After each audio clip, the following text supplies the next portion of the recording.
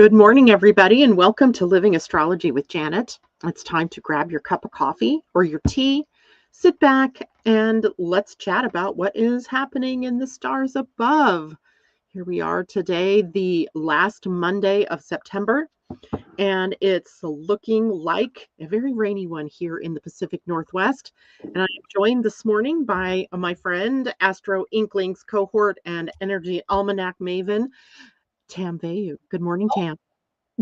Good morning. Whoops. Can Yes, you hear me? Okay, I good. can hear you. Well, hello. As pink as I am, look at how blue you are. You look gorgeous.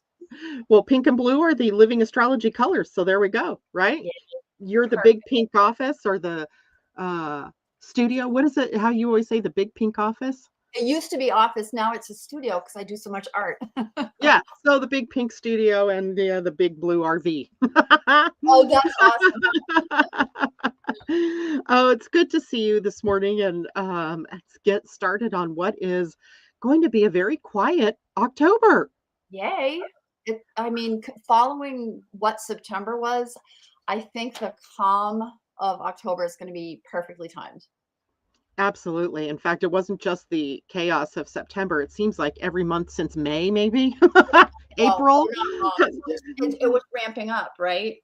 ramping up and getting, just so many changes. If we look back over the course of the last few months, it's just been insanity. It seems like Yeah. all the things that are going on in the sky echoed here on the planet as well.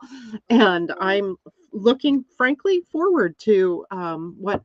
Now, as soon as I say I'm looking forward to a quiet October, all of the integration stuff that has yet to happen will happen, Right. right? That's okay. Yeah, I suppose like a mean, quieter sky gives us the quieter moments, so more time for us to integrate those things that have been going on. And that's part of our work here on the planet is to integrate, right? I was reading the October illustrated page and it says watch the waters. And I remember writing that thinking about the the depths of the emotion that we've Yeah, been through, and now to integrate it, I think it's perfect and yeah, really necessary. We've been through a lot. Humanity yeah, has been through a lot. and still going through it. For sure. I'm going to add our calendar to the stage here so everybody can kind of see that there is quite a few things going on, yes, but not the level like eclipses, right? Or the kite things that had been going on astrologically for the last several months. And yet there are still some things that are very important for us to talk about. And I just wanted to start with a theme for the month of October, because at least through the human design lens, when we look at the month of October, we're looking at a stream of weeks that are all about the spleen center, and the spleen center being the center for time. I even on my little thing here, time is now time, intuition, health, and well-being, and fear is a part of the spleen center because it's a center that is the awareness of survival. How do we survive, and how do we move through times that are lean and times that are abundant? And included in that then are these potential places for fear to pop up and to stop us from moving forward. And in human design, we always say, feel the fear and do it anyway. And that's because that is really, unless it's a survival fear, it's really the only way that we have of dealing with fear, right? Some fear is false evidence appearing real. And in October, we get to practice all of that opportunity to get beyond fear. Yeah. But also we're asked to face the subtle and the not so subtle fears that shape our choices, because everything about living here is about choices that we make.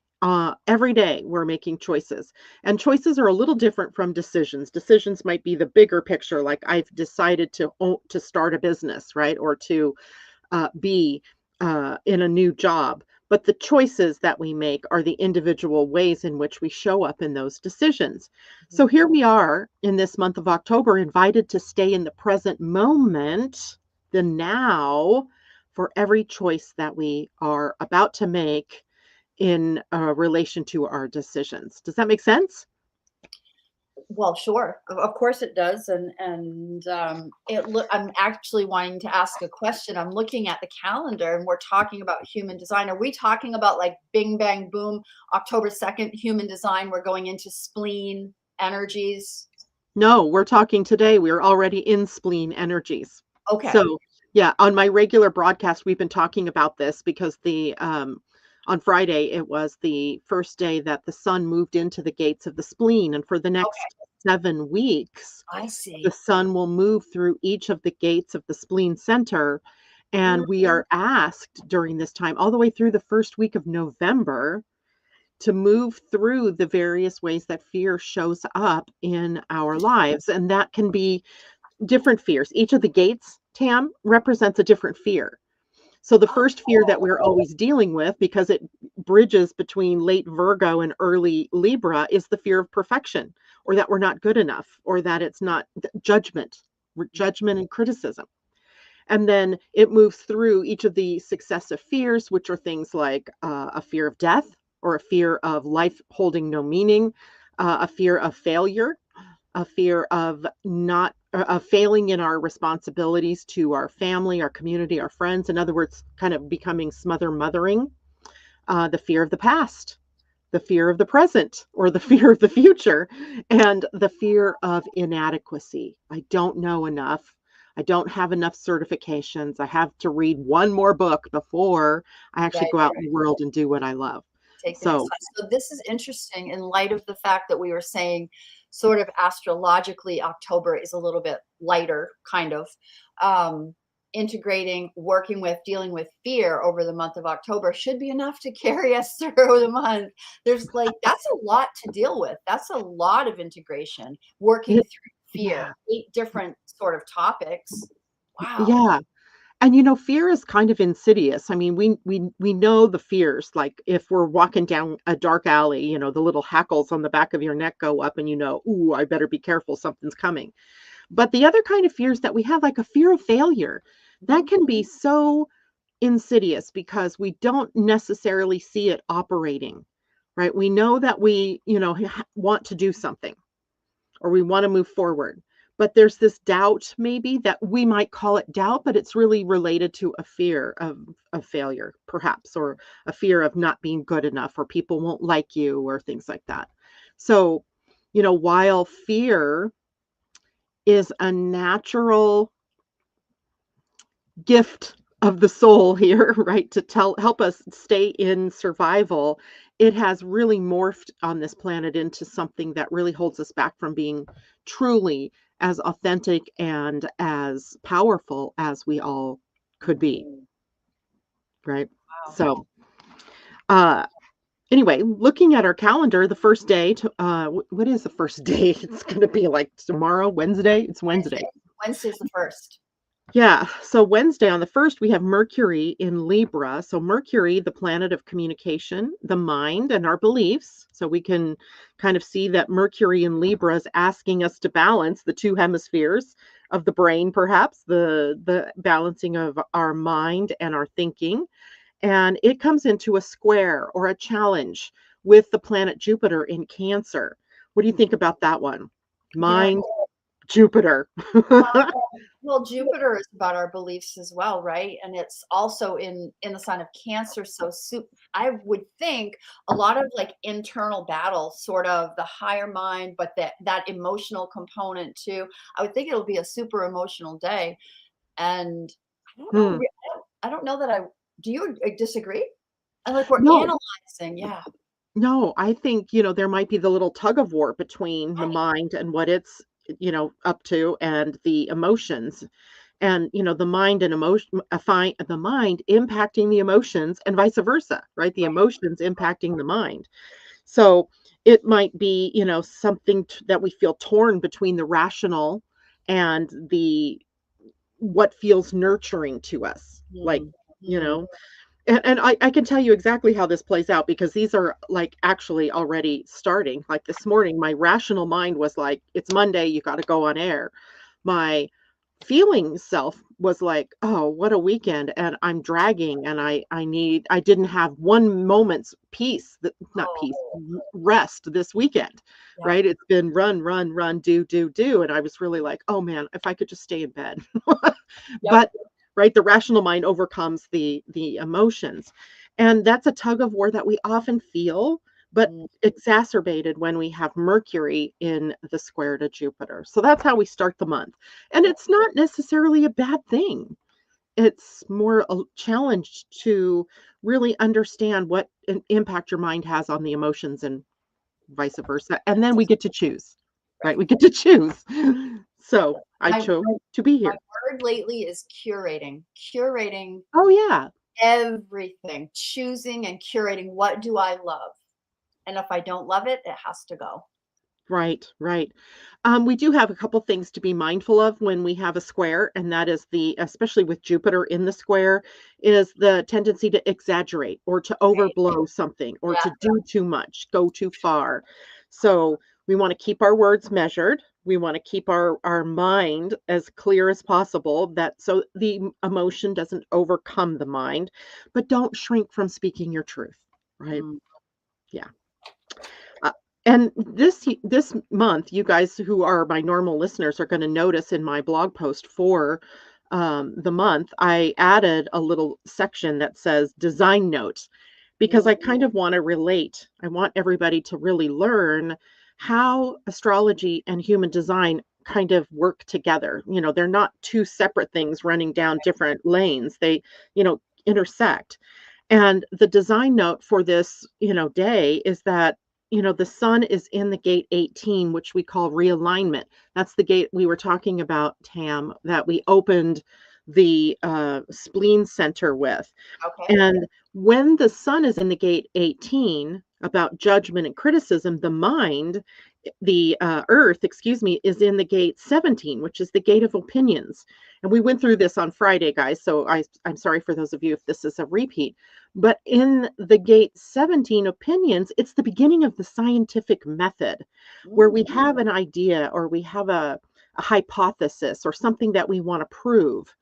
And it is an opinion until it goes through the whole process and becomes fact. mm, So, for example, we know the sun rises in the east and sets in the west, right? But at some point in our human life, we had to recognize that that was, oh, I'm observing that this is happening. But it has to have repeated times for us to be able to prove something. So mm, we have to be very watchful of opinions. And this aspect then can show us how opinions shape our path, mm. right? Our path forward. And, allowing constructive criticism and differing perspectives can help refine your own perspective, Mm, rather than triggering defensiveness. mm. And that's something so hard for humans, right? Because we get so caught in our opinions. So you Yes. guys are going to notice as we go through the month, I might just throw out these design notes to help you kind of integrate these two truths. Perfect. Yeah. Hey, All right. before you go any further, for those of you who are used to me commenting, I can't log in this morning. I've tried 3 times. So the comments, Oh, I will catch Janet and let her know when you have something that you want to ask and inquire. But I'm telling you all hello and wishing you a beautiful day. well, let's just break it down here. Good morning to, and I cannot remember your name, GKX, Toru Way. You gave me your name on Friday, and now I don't remember it. I'm so sorry, but good morning to you. Good morning, Julie and Debbie Tibbetts to meal. I was just thinking about you this morning. J Lo, hello, Miss Stell, good morning, and Terry, good morning. Glad to have you with us. And Nahid, yes. Okay, thank you, thank you, thank you, thank you. Good. Welcome, Nahid. You'd think I'd remember that unique name. And Kelly, good morning to you. So let's go on to October 2nd because, October 2nd is the day that we go into the next human design week. And then that means another Fear. trigger, another possible fear coming up for us. Another word, Tam, or another phrase that we could use are paralysis points, Okay. right? Because fear, as I said, sometimes we don't recognize it as a real fear, but a paralysis point, I think we could all say, yeah, there are times when I'm just paralyzed by something and not able to take that next step. Well, the paralysis point with the sun starting on October 2nd is in a fear of inadequacy. It's called the gate of wisdom. Mm. And the sun in this gate really links us to the depth of who we are, like our intuition, our knowingness. Knowingness is one of those things that's so hard to define. I know what I know, but I don't know how I know what I know. I can't explain to you how I know what I know. I just know. Yeah. And we as humans right now at this time in this place, we kind of think that that's not a valid way of knowing, right? So the fear is I have to keep proving myself by getting another certification or getting another, couple of letters after my name or take another class, read another book, which is simply not true. We are at depth all knowing, omniscient, as we learned in the week before in the earth, where it's omniscience that it is that we all have. But we don't believe it. And here is where it really impacts us in this particular week. So we're being invited to tap into the deeper reservoir of wisdom that we're carrying, right? That we know, but we don't exactly know how we know what we know. It's kind of awkward, but it's there. And here when and this is also a day when we have an Aquarian moon, and the Aquarian moon can bring some detachment. So maybe we could step back a titch and we could be observers of our actions, of our thoughts, of our fears, right? So that we can not get wrapped up in it. Yeah. Yeah, we can see maybe how it is that we're wrapped up in something that isn't true. Okay. Now, on the 3rd, which I know is not on this calendar, but I just want to say the 3rd, the moon shifts into Pisces. So, when Tan started this morning, she was talking about the emotional energy, the water energy for the month. And here we go, right off. We move into water with the moon. And just, to remember that Saturn has moved retrograde back into Pisces. Later in this month, Neptune will move backward into Pisces. So Pisces energy is playing a big role. And it heightens our intuition, our creativity, our imagination gets stirred. So it's a gentle transition, but it also invites more compassion and spiritual awareness. It reminds us that we are one and that we are meant to be living out higher universal truths like unconditional love and compassion and heart-centeredness, right? So Piscean moon. And then October 4th, that moon is going to square Uranus. So maybe we have some aha moments, some things that jump in at us.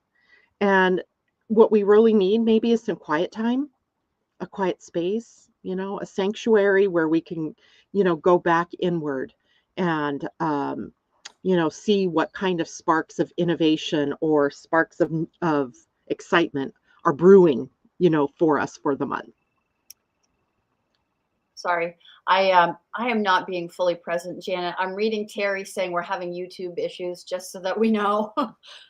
Oh, okay. Yeah. So I don't know YouTube this morning. No, I had a problem with a video I was watching on YouTube this morning.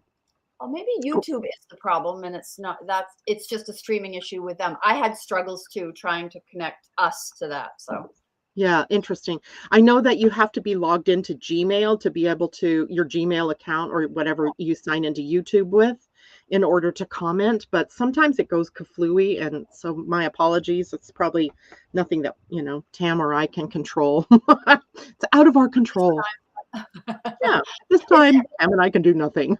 Are we having a super moon? We are having a super moon, and that comes on October 6th with the full moon. I'm going to make this bigger so I can actually see this. On Monday, a week from now, we are having a full moon in Aries. It's a super moon, meaning it comes the closest to Earth that it makes it comes within, let's do this correctly. It comes within 90% of the closest that it ever approaches Earth. So it has more power. It has more punch, perhaps. And it's a full moon. And when we have a full moon anyway, it has more power to, bring us awareness, aha moments, revelation, that type of thing. So, but just before we get to that full moon, Oh, we have sorry. Mercury entering Scorpio. Yeah. And the full moon is going to be in Aries. So we have, two signs that don't see each other, right? Right. Aries and Scorpio. So it can be a contentious full moon, perhaps, because there are more hidden things perhaps being highlighted by Mercury's move through Scorpio. And it's the full moon in Scorpio. I mean, it's the Mercury moving into Scorpio first and then the full moon. So it's almost like your mind gets triggered and then the light comes on perhaps with the full moon. So it's always interesting. It's supercharged. Right. Um, and as a super moon, we are, as humans, we're mostly water. And we know the moon moves the tides, moves the water. And so we get more emotional. We see more amplifying of whatever it is that, is being touched in our astrology charts, our personal charts. Where's Scorpio in your chart? Because it's going to be touched by Mercury. Where's Aries in your chart? It's going to be touched by the full moon.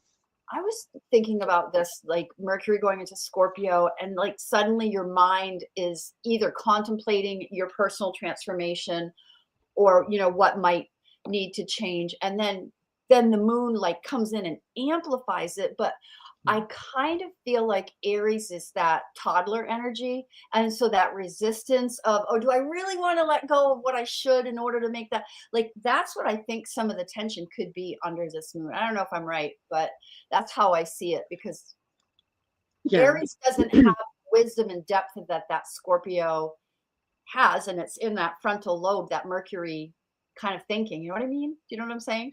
Yeah, I know what you're saying. And, anyway, the full moon is already going to be putting us in an opposition between the Aries independence, right, and the Libran need for partnership and relationship. So we're already struggling a bit between the I am and the we are.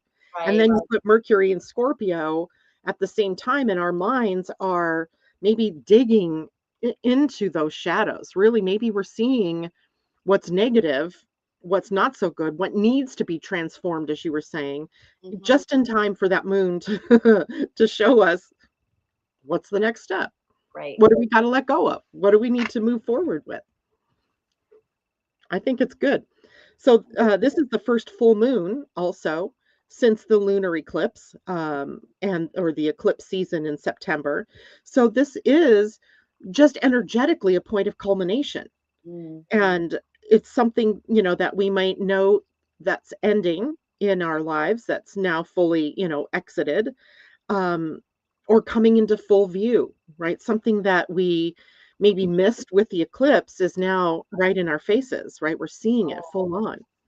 That's Now, interesting. yeah, and it's Did you want to put the full moon up? Sometimes you show the chart. Are you intending not to today? no, what I'm not sure of is whether I have it to show, because I have it in my hand. Let me stop Sherry, because I'm pretty sure I forgot to scan these and bring it in, because Okay. I thought you and I were doing this later, and then I Right. had a brain fart and decided, oh, it's probably a better idea to do it this morning. And yeah, my bad. So here we have the full moon chart. Wow. How well can you guys see that? Because We can see it I'm pretty good, Janet. Yeah. okay. There we go. So there are a couple of things that you want to note in this Oh, chart that are also highly dynamic.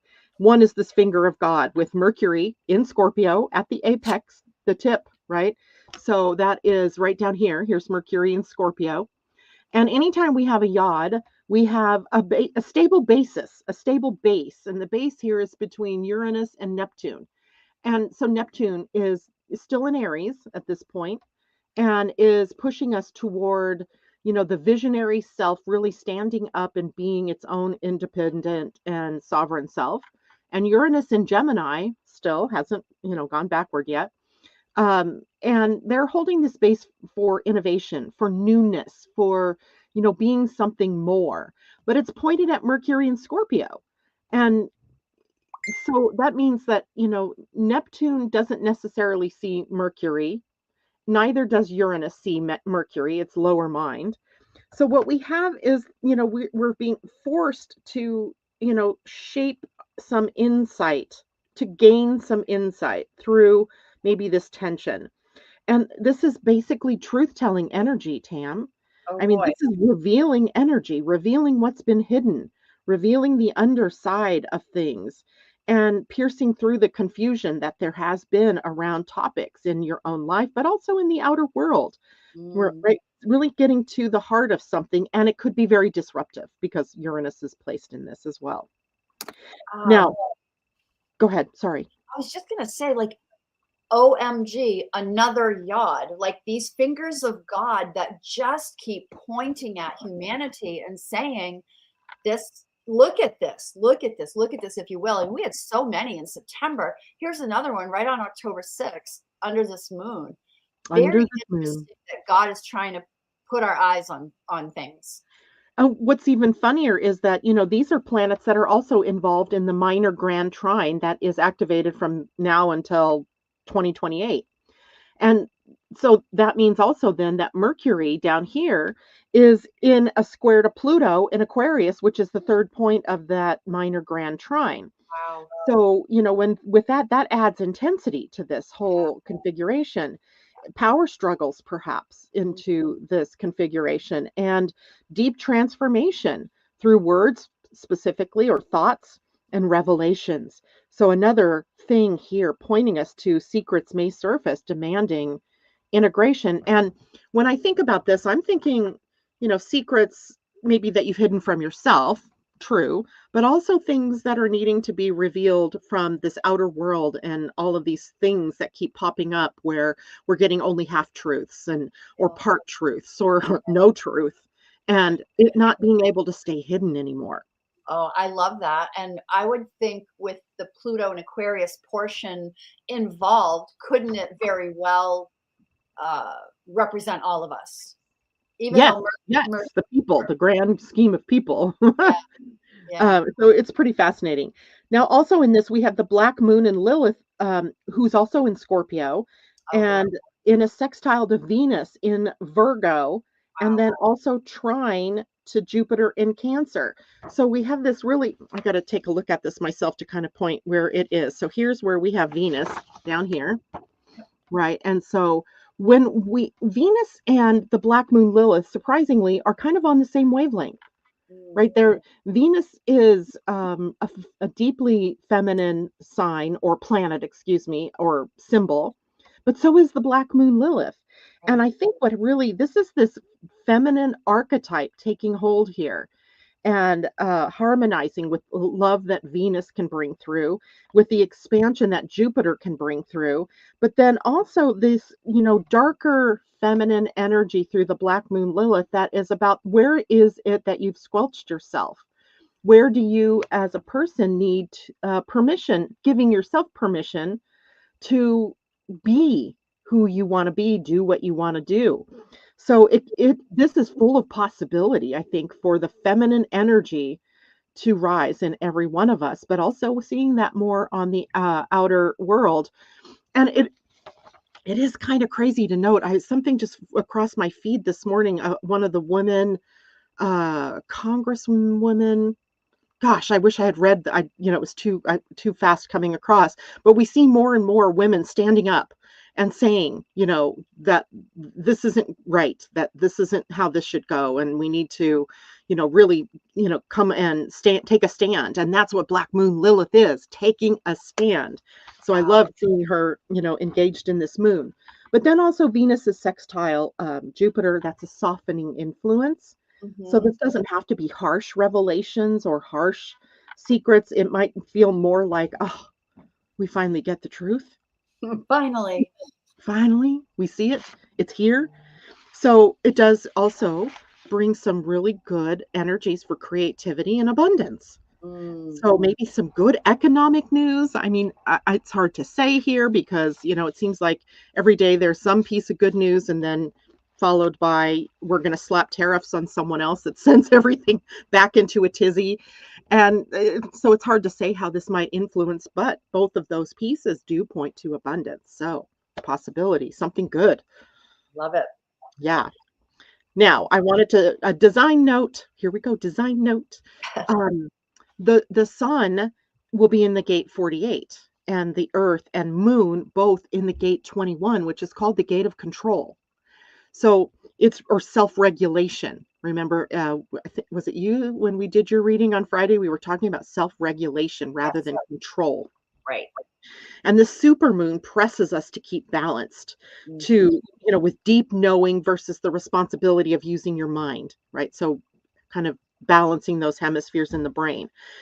The gene key journey here is what I find the most fascinating because it's taking us on this journey from inadequacy, not feeling good enough, not recognizing our own brilliance, through to resourcefulness and finally into wisdom. So the supermoon pressing us to move out of that deep fear of not being good enough, being too controlling about what it is that we do in our lives, but also recognizing that sometimes we're trying to control others when in reality all we can do is regulate ourselves. We can't everything else in the outer world, we can't control what our family's doing, our friends are doing. We can't control what that outer world looks like, what the government's doing, and way out of our control. But what we can do is monitor our responses to those things, and that's what self-regulation is all about. So the key takeaway for the supermoon is really about endings, revelations, a catalytic awakening, perhaps, something that jars you, goes, wake up. And it Sharpen. may not feel subtle, but the intensity is designed for us to be shaken loose, right? For Right. something to be shaken loose. And what that is what no longer serves. Woo! That's yummy. That is Just so yummy. throw it out there, right? And then opening the way for us for truth and clarity and new beginnings. Mhm. Even though it's a full moon where we don't necessarily think about new beginnings, this is the part where we have to make the clear out so that we can be ready for the new Let beginning. let's remember, like, numerologically, we're in a 10-month, actually, in a 9-year. So, and aren't we due Endings, for a new beginning? beginnings. Yeah, endings and beginnings. That's exactly what I was thinking. Yeah. And it's Beautiful. always amazing when the numerology plays out. I Oh, just when there's symmetry between the systems oh, that we're using, yeah. it's just amazing because then it's truth, right? This is one way there's truth when there's symmetry. When, everything seems to be moving in the same direction. Mhm. All right. Then something important happens just the day after that full moon, as if the full moon wasn't enough. Mercury in Scorpio squares Pluto. I think we intimated that in the conversation of the full moon because it is kind of activated. But I also wanted you to understand that this is a deeply probing kind of connection that these two planets make. Mercury rules the mind, Pluto the deeper, darker underside of things. Mhm. So using this aspect to create probing questions for yourself, like, why Ooh, am I doing what am I doing? I'm doing. What else could I be doing, right? What would be better? There could also be power struggles in communications with others, right? That I think we already spoke to that. But hidden truths demand to be voiced at this point in time, and words carry power to either heal or wound. Remember, right. words can be swords. Absolutely. I love this because, like, that moon happens and maybe something jarring occurs, and then on the next day you're working it out, right? And Yeah, you're like asking those questions that bring you a little bit deeper. I love it. Of and it course. actually might even be, like, from the days before when Mercury first moved into Scorpio or even was, getting ready to, leaving Libra, Mhm. for Scorpio. So this could be a process of that kind of probing, uh, awareness, and then revelation energy over the course of a couple of days. That's awesome. Yeah. Yeah, yeah, yeah. So it's not all bad news when we have these heavier kinds of things going on because it can be very helpful for us to sweep out the old. um, October 8th, we have a new And then, human but to follow sorry. that thread, no, no, no, exactly. To follow that thread on the 8th, there's Venus sextile Jupiter. And I put that as sort of like a yummy day where your emotions are kind of high, right? And maybe even, oh, you used a word last week, um Gee whiz. It'll come to me. It'll come to me again. But I think the 8th is like the kind of day you exhale after everything that has been coming up. Yeah, it could definitely be that. And we also change the human design week that day, Right. and we move into the gate of called instinct or intuition. And this is a gate that holds this more ancient way of knowing for human beings, right? Our original way of knowing was instinct. It was instinctual awareness in the moment of what we needed. Where our hearing, maybe we heard something that, caused us to take action in that moment to safety. Maybe we were just aware of something that was going on that, we knew winter was coming, right? So it's time to get ready. Um, and it's an awareness that we sort of put on the shelf as, we as humans became more mature and began to really understand this concept of logic and the mind and thinking.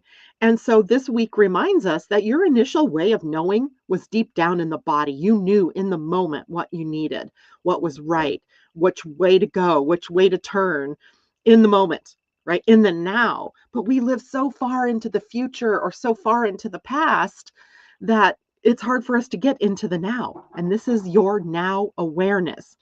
And the earth is always interesting when the moon, I mean, when the sun is in the gate 57, the gate of instinctual awareness, the moon is in the gate of shock, awakening.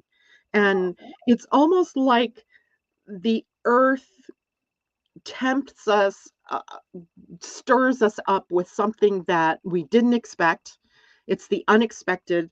It's an awakening potential, right? We awaken to something, but often that comes through shock because we're so stubborn as humans, right? Sometimes we have to really have the roof fall on our head in order to know that, oh, yeah, I probably should have taken care of that before.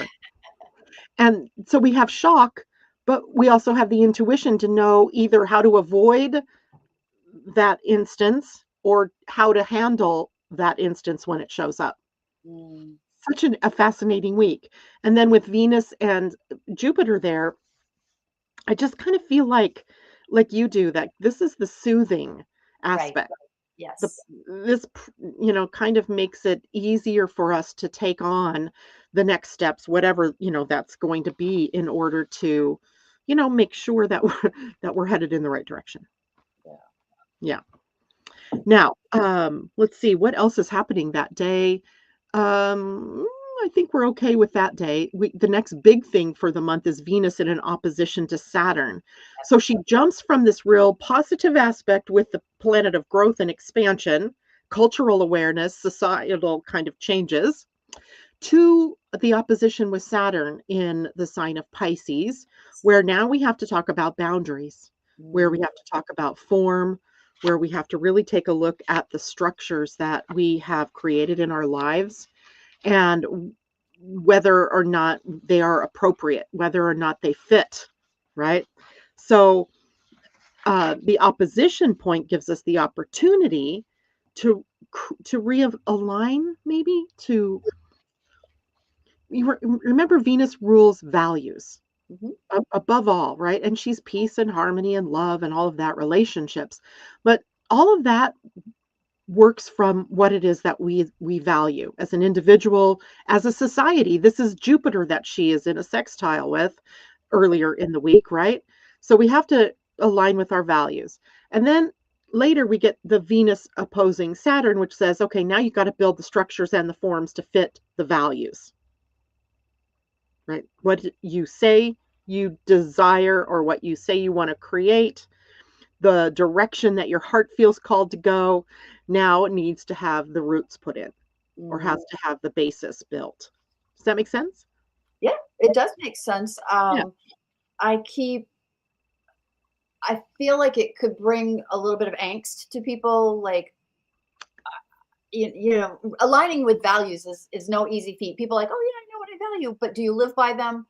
And I think the review portion of it, sort of Saturn being retrograde, and really taking the chance to look at that is good. I'm also thinking through the numerology of that day. It's an 11. It's the 11th, which is intuition and, fresh starts, and the two ones in the 10th month. I was just thinking about how all of that could play out to our benefit, really. It really could. And we got to remember Venus is in Virgo. Right? Practical. I was thinking that Practical. too, along with Saturn. Yep. So Practical, grounded, yep, strategic, even in some ways, in, yes. building the dream and building what's innovative, building what's supportive. And in And alignment with your values. yeah, exactly. Because matters of love, money, and values are what's under pressure with Saturn's kind of serious gaze upon this aspect. Yeah. So, where do responsibilities feel heavy? Where do you maybe have been too critical of yourself or too critical of others? And this aspect is really calling for a balance. That's what the, oppositions do. They kind of stretch us to find where's that middle point between duty and desire, discipline and pleasure, like having fun and, Right. being serious. And relationships. This can really impact our relationships, and that may really require us to have patience and to be willing to compromise in order to create peace and harmony within those relationships. Mm. So, a mixed bag day, perhaps. The 11th, though, I always think of 11 as that shining potential for illumination. The Oh, 11 sure. bringing Yes. us this higher awareness of who we are in relationship. If we look at the lower number, it's a 2, the higher octave, that 11, and seeing ourselves in relationships to everything, not just people necessarily, but relationships between ourselves and spirit, relationships between ourselves and money and our values and every other thing that Venus represents, but as well, what does Saturn represent? Mhm. Form and structure, discipline, responsibility. Right. So, Cool. all right, what's next on our little plate here? Got the 13th. We got Pluto stationing direct. Woohoo. Pluto direct, I think, is probably the big news that day. We also have Venus moving out of Virgo and into Libra. And then she comes right into the opposition with Neptune, right? Because Neptune and Saturn have split a bit, with Saturn having moved backward into Pisces, but Neptune's still in Aries. So Venus now coming into the opposition. Um, I don't know. This day with Pluto moving direct, I think is probably one of the more interesting days of the month. Mhm. Um, Pluto was the first to retrograde back, I think it was in May. So he's been retrograde for the last 4 months, and he is out of bounds. Yeah. So whatever Pluto does is overblown right now, or more extreme. Powerful. And yeah, more powerful. Exactly. And his direct motion in Aquarius really intensifies themes of the collective transformation that Right. we're moving through, because he's a collective planet, albeit a dwarf planet nowadays, but he's collective energy. And being out of bounds magnifies the reforming potential, right? The reforming of power. So there could be some sudden shifts in power dynamics, maybe in technology, because Aquarius also rules technology, community structures, grassroots movements, movements of people, which include immigration, interestingly enough, right? How refugees move, how people move over time could be a study of Pluto and Aquarius, but also how people on the margins move into the center and the center gets untied and moves out to the edges. So shifting, Yeah. shifting, shifting. What else? I mean, we've been talking about this, it feels like, for months. Uh, maybe even for a couple of years, as Pluto, has been flirting with Aquarius energy, and then, now doesn't even retrograde backward into another sign. He stays in Aquarius till, what was it, 2044. I'm looking all of it more as the story that's unfolding through October, as we're uh, going back to the October 6th full moon in Aries, where something revelatory or jarring happens, and then it's like we wipe our brow and rest a little bit, and then here comes like where we have to sort of, Pluto is now stationing direct, and we sort of like stand up and take our place, like either, like you said, from the margins moving in, or I don't know. It's like humanity is like, okay, now what do we do with this? Now that we know, what do we do with this? I'm just watching the story unfold through October. It's like, wow. Yeah. Yeah, that's For a the good point. calm month, it's not really that calm. Yeah, I think there's a lot under the surface, Yeah, but, for us as individuals having to integrate all the different changes, but right, also to your point, interesting because of the secrets revealed with Mercury and Scorpio, right.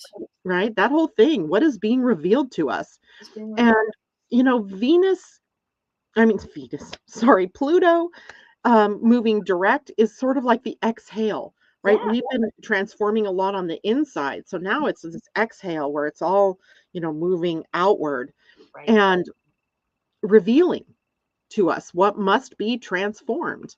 Mhm. And then with Venus and Neptune in the opposition, we get to choose honesty over fantasy, Mm, right? No longer can we, keep those blinders on about what's happening. We have to start calling it what it is, mm, right? mm. What And is it? Mhm. and Venus is in Libra on that day. So maybe there's what do I want to say? Not negotiation, but it's a balanced sense, bringing that sense of peaceful negotiation, if you will, into whatever's happening. Hopefully, right? Hopefully, but with Pluto out of bounds, I don't No, I don't know how peaceful it will be, but certainly revelatory. I think thankfully Venus is the sign she yes, rules. right, Yeah, right. because if not, it could be, a worse kind of situation. Mhm. But, you know, there is value in the truth and being honest, of calling things what they really are. Absolutely. And some of those things are out of our control in terms of, the outer world and what's happening thing. Don't you feel, Tam, like there's this cosmic momentum that's built and is pushing, like some things are just like way out of our individual control. There are big energies that are pulling us into different territory and maybe even pushing us at times, like a storm blowing that is clearing the air or, beginning to clear the air. And yet, all we can do is really police our own selves in all of this. I we just have to know that it's our individual choices every day that make up what happens in the end, Well, right? The we are bigger a piece of the whole, right? We are a thread in the weave in and the web whole, yes. of the whole fabric of society. You said it early. You said it to me a number of times last week, and you're saying it again this morning. Self-regulation, right? Yeah. That's all we can do is self-regulate to our highest possibility. Well, and in at this point, let me check to be sure before I open my big mouth. But I'm pretty sure that Pluto is still in October is the whole month Pluto sits at the gate 60. And in human design, that's called the gate of limitation. It Oh, is I had to sit with this word forever because both my Saturn and my Jupiter sit in this gate. And I hated that word, limitation. I hated the idea that I was limited by anything.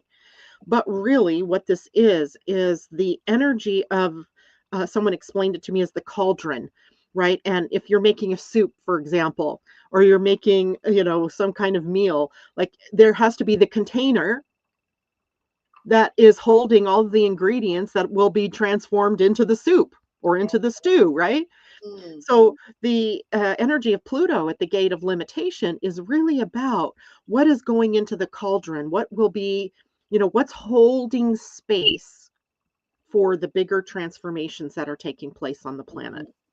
mm, mm. And that's really a better way to look at this gate of limitation. But it also is now called the gate of conservation in human design or quantum human design. So then you enter in this idea of how is it that we cherish our resources and we regulate them, and that is including your own time and your own money and your own energies. So Pluto to me I think is in this really interesting place, and moving retrograde ensures that, or moving forward means that any of the stuff that we've learned about conservation in our own lives over the last few months is now going to be pushed outward, but also looking at the bigger picture. That is a theme that will play out as well. Now, anything else you want to add about that? Mm-mm.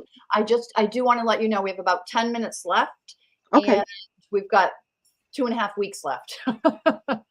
Okay. Let's jump ahead, shall we? Yes. I think everything else, Sun square your Jupiter on the 17th is something worth noting because that is a day where we might get into overpromising, overindulging, overdoing, and overstretching ourselves. So just keep things in boundaries if you can. Don't tell people you can do things if you cannot. Don't overcommit your resources, your time, things like that. Just watch that. Let's flip up to the new moon, shall we? Let's go right into the new moon. And you might want to show that one if you can. Yes, the new moon. I do have that one. Do I want to show this one? By the way, I would comment before you. Oh my God, look at that. Look at that chart. I did want to comment that October 14th looks a little bit yummy. Venus is in a trine with Uranus and Pluto, and I think it might soften whatever that Pluto direct happens on the 13th. I just want to add that, especially looking at love, money, and values on the 14th. Okay. So here we have our new moon. I Boy. first pulled this chart and I went, "Oh, this is okay." And then Uh, I started, looking at all the relationships of the planets and went, "Okay, this is a very hyped up new moon, if you will." This new moon is in Libra, and this is like no ordinary kind of reset. It's really a cosmic reset. It's a cosmic power point, and it weaves in these multiple configurations. You see the kite here, you see a yod here, you see a grand trine here. And these are not little teeny things to think about in terms of a moment in time. And it's a dramatic sky story, really, right? We could have done the whole show on just this new moon because new moons are always about a beginning, right? There's something new brewing here, something hopefully that cosmically has been cleared out from the full moon and all the other type things that we've just talked about that then can get birthed here in this particular time. mm. This one carries the weight of endings. This one carries healing. This one carries collective shifts. And the sun and moon are meeting in Libra. So we have this theme of harmony and justice and balance, right? All of that.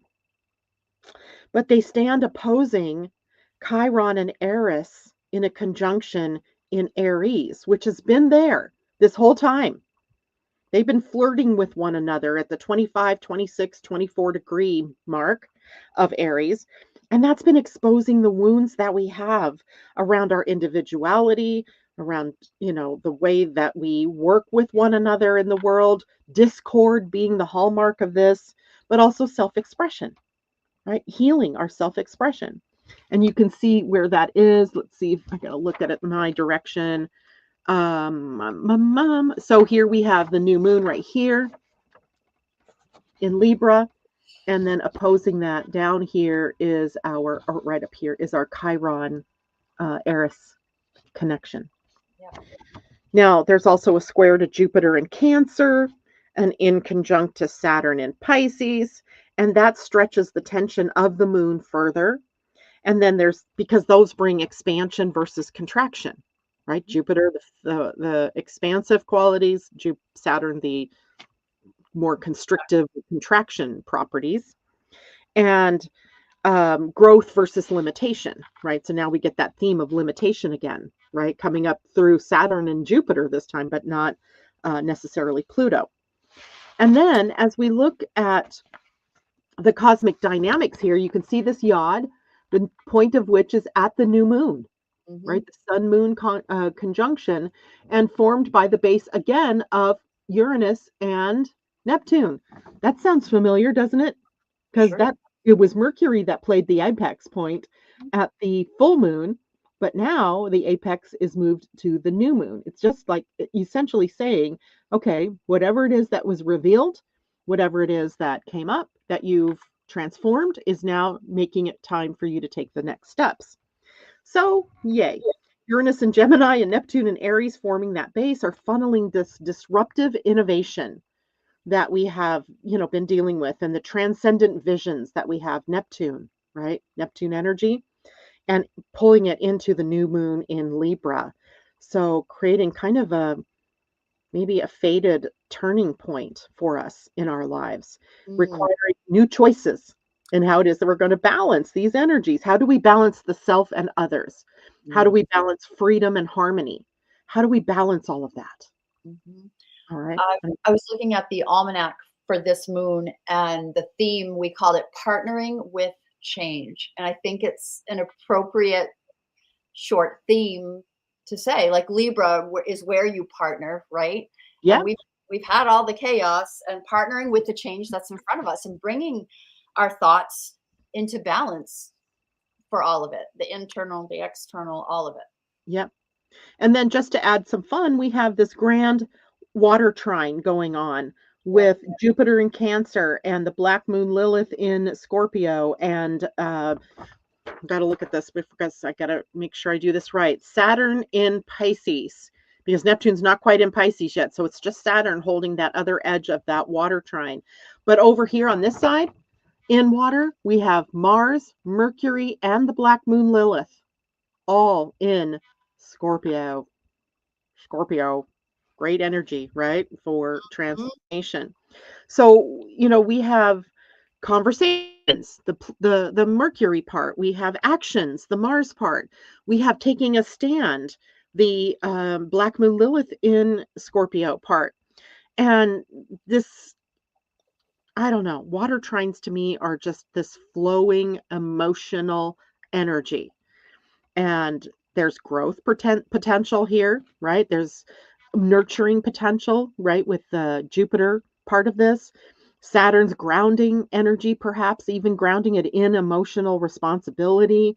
It's water. It Powerful. should be healing, right? It's got healing, right? This healing of old emotional wounds, perhaps, but also anchoring in new commitments to how it is that we want to use our emotional energy. I think it's a beautiful lead in to what is the 2027 um, change in the human design solar plexus from this reactive energy that we've, kind of the toddler emotional energy to the more, you know, teen energy, leaning into young adult energy of how it is that we'll deal with emotions.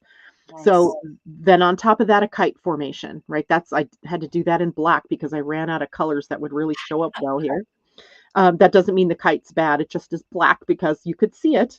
And it's a grand trine, another one, this one anchored in air, not water. And so we have the air, the grand trine right here, from here up and over. Then the minor grand trine that attaches to it, and then the opposition, right? The opposition point. So we have collective awakening, perhaps here. Maybe we have a touch of destiny unfolding, like something, that really feels destined. And the grand air trine within the kite amplifies ideas, new ideas, inspiration, communication. It's not a quiet new moon by any means, Mm-mm. not a quiet one. It's a call to dialogue. It's a call to innovate. It's a call to really envision a new world, a new way of being, a new way forward. How do we move beyond this? Right?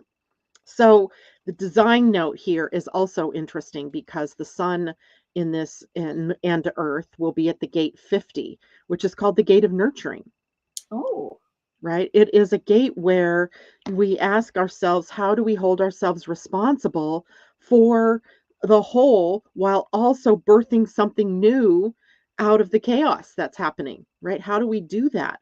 And the journey here with the gene keys shows it too, where we're moving from corruption into equilibrium and then into harmony. And I have to say right now, corruption isn't the kind that we're thinking of. The first thing you think of is like political corruption, people right. being doing bad things. But corruption here is when we've misread the code, right? Uh, We've misread the code. And gotcha. so a corruption occurs. Like when you download a program to your computer and it says, oops, sorry, this file's corrupted. Yeah. And then you have to reinstall it, right? Yeah. That's the kind of corruption where we've misread the code. We've misread the background. And our chance now is to reharmonize that, to bring everything back into equilibrium. And then that equilibrium leads us to harmony. So Mm. it's a big opportunity. It Big, is. big one. I think this one is almost bigger than the eclipse because Wow. the new moon eclipse was a partial, Yeah. Yeah. but this one seems very in your face. In What are you your gonna do, right? Okay. We should be almost out of time then, I'm guessing, Tam, right? Yeah, we are. It's noon for sure. You do have a comment here that you should look at with from Nahid. How to deal with completely open head centers. Oh god, that one I could say very easily. Don't believe everything you hear, right? Open head and ajna is taking in everybody else's ideas, inspiration, Uh, belief systems, and thoughts. And you are much more open-minded than that, right? You are designed to really, if you hear something, like, don't just believe it. You have to run it through the centers that you have defined and discover what feels right to you. Sometimes an open head and ajna has to get away from technology, has to get away from people's voices, has to get away from the madding crowd so that you can get clear about what it is that you really know to be true for you. Silence So is golden in that case. kind of, right? And being alone is another thing. Now, the opposite is also true. If you've been kind of neglecting getting information or neglecting being around people, you could get yourself into a funk of thinking, right? Because all you have is your own self or your dog or cat or your, significant other or whoever lives in your house. You're kind of caught in their way of thinking. So then you have to get out into the crowd to see what else is possible out there as far as thinking is concerned. You're here to learn to be wise, Nahid, about what it is that you are taking in, what you take action on that's inspired you, and what you believe. Your beliefs are not concrete.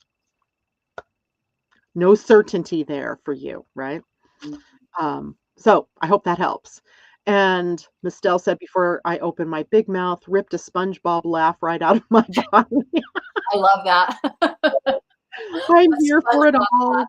Oh my goodness. Oh my goodness. So, okay, guys, that is, there's so much more, of course, and you can tune in every Monday and Friday right here to hear all of the details. And then Tam and I show up once a month together to go through this.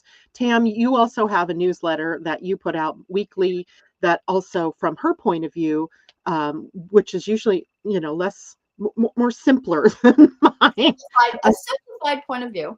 A simplified point of view, and you can get her a newsletter at Choose. choosebigchange.com. Yeah, Right. So thank you so much for being with me today, Tam. I know that this isn't exactly how we thought we were going to do this, it but worked. it worked. Thank you all for tuning in to us today, and I will see you all on Friday. Bye for now. Bye for now.